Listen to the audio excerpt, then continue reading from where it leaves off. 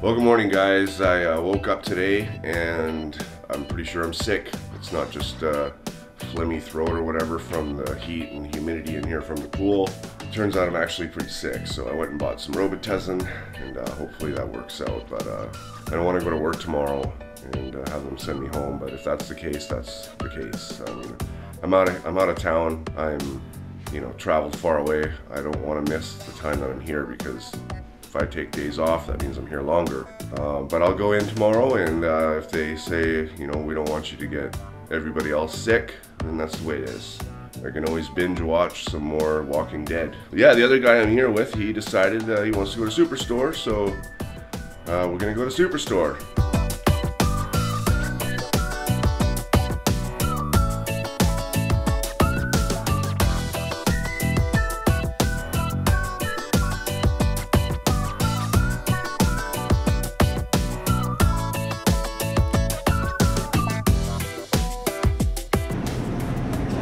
Get some of that.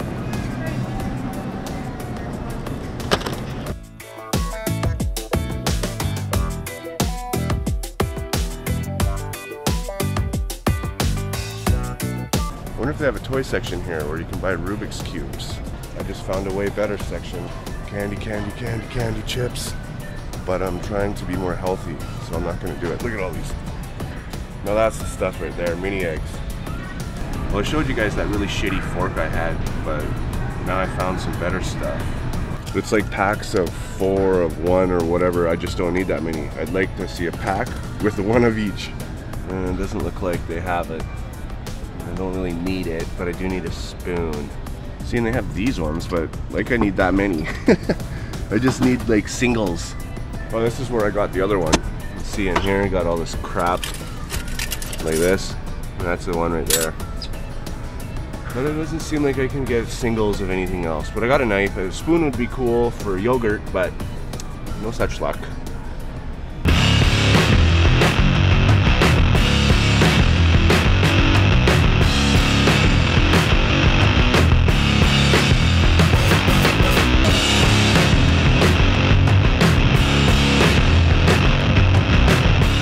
Well, they didn't have any Rubik's Cubes at Superstore. I didn't think they would. It's not a toy store or anything like that. But they do have a Walmart here. But I don't know if I'm going to go to that. I didn't bring my head shaver to shave my head, but I might have to get one at Walmart at some point in time. Actually, mine broke at home, so I can't even use that anyways. But I went to Superstore and bought some food. So this is the type of food that I have to eat with no microwave. So of course what we had in here before was my nuts and my apples, some vegetables. But today I got some more bananas, some bread, some chicken breast, yogurts, which I couldn't find a spoon for. I don't know why they can't just sell a single spoon. Maybe I can get one here, take one from the restaurant, who knows. I didn't know this was milk. I had to ask someone, is that milk? A totally different brand than where I'm from. And then some mayo and mustard. I always like to have one orange out and then the rest in here because I don't like to eat really cold oranges. I like them room temperature. So I'm not exactly sure what I'm going to do today for a vlog besides what I've already done. I'm really not feeling too well, but I did buy some Robitussin, and that actually cleared me up really, like, quite a lot. So yesterday in my vlog I had mentioned that I was trying to hook up with somebody off my Crazy Bad Cuber page. They live in Winnipeg. That's cool because there's so many people that are affiliated with me through YouTube and through Facebook that I think no matter where I go, there's going to be someone to hang out with, so that's really cool.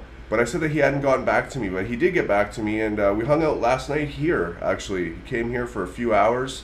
His name was Dan. He's a really nice guy. A couple of kids, he's a pretty stand-up guy, it seems to be. So we sat here and we talked about YouTube and cubing and life and stuff, and he got to see all my custom puzzles I bought from Tripoom that I brought here, and some wooden puzzles. He'd never seen those before.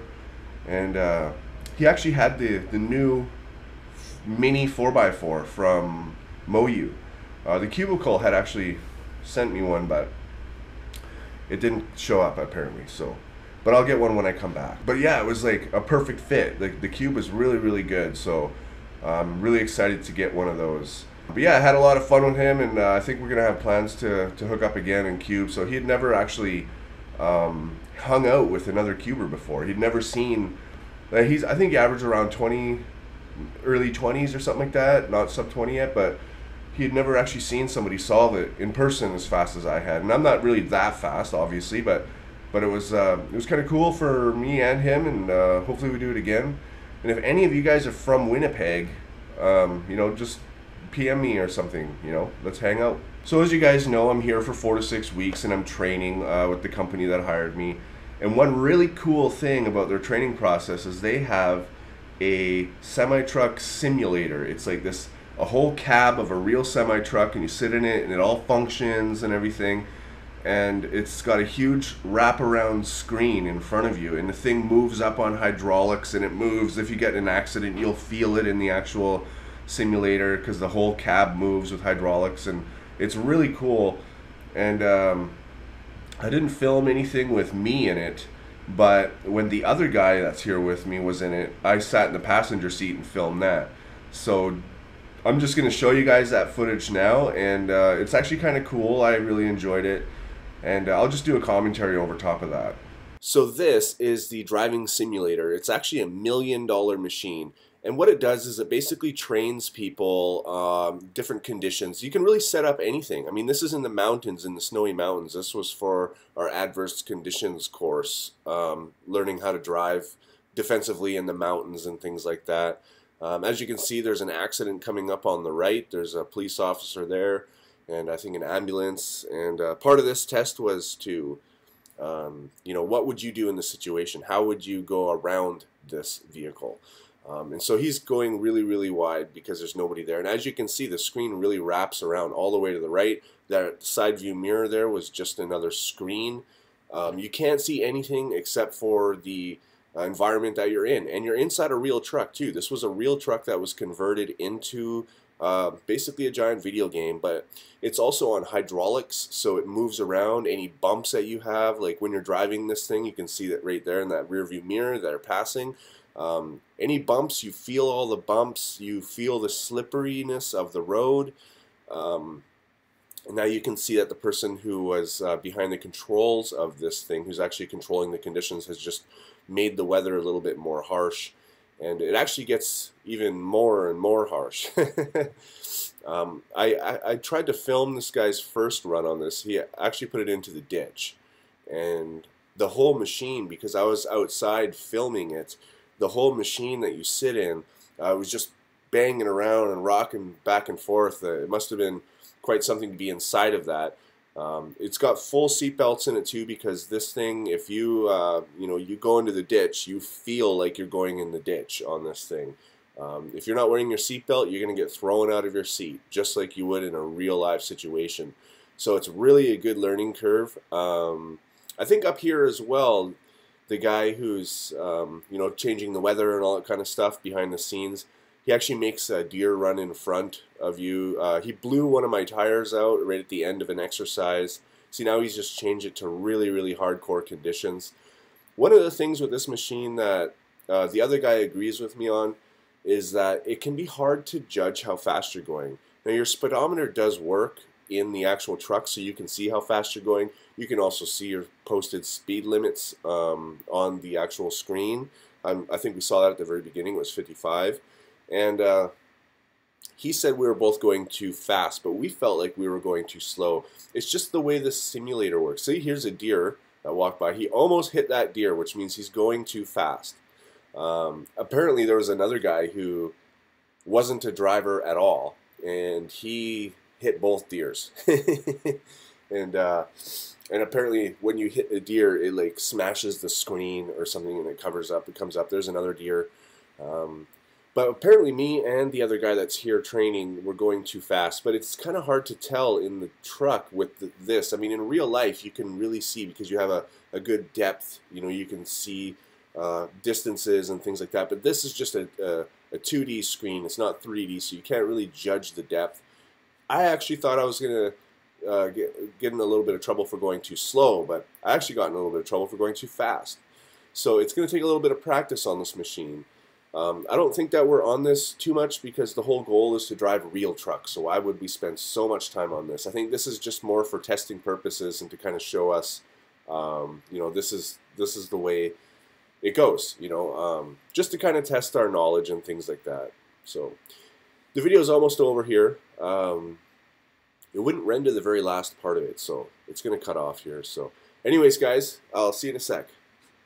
Alright guys, so that is vlog number 3, and I am going to try to make one every single day. I have been able to make them consecutively day by day because I've been off of work.